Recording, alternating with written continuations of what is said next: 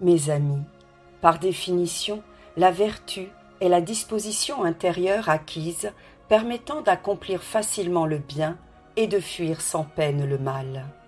Cette qualité que nous appelons vertu ou règle de conduite exemplaire se retrouve parfaitement chez Marie.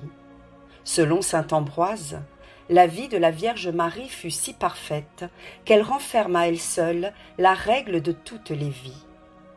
Marie fut comblée de grâce, et en elle se concentrent toutes les vertus. Saint Alphonse de Ligorie, qui fut profondément marial, a su mettre en valeur les vertus de Marie. Nous en distinguons 10.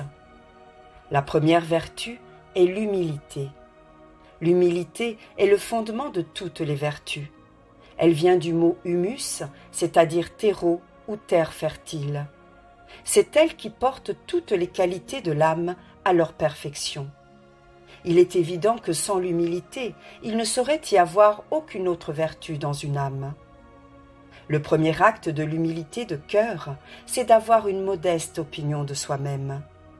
Cette vertu, si belle et si nécessaire, Jésus nous l'a enseignée. « Je suis doux et humble de cœur, dit-il. » La très sainte Vierge Marie fut la première et la plus excellente disciple de Jésus-Christ. Aussi fut-elle la plus parfaite imitatrice de son Fils dans son humilité. Si Marie fut élevée au-dessus de toutes les créatures, c'est grâce à sa vertu d'humilité. Plus Marie se voyait comblée de grâce, plus elle s'humiliait, se rappelant que tout en elle était don de Dieu.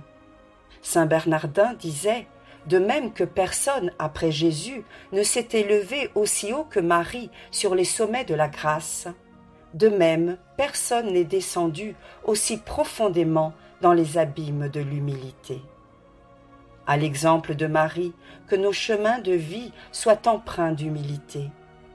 Que Dieu vous bénisse.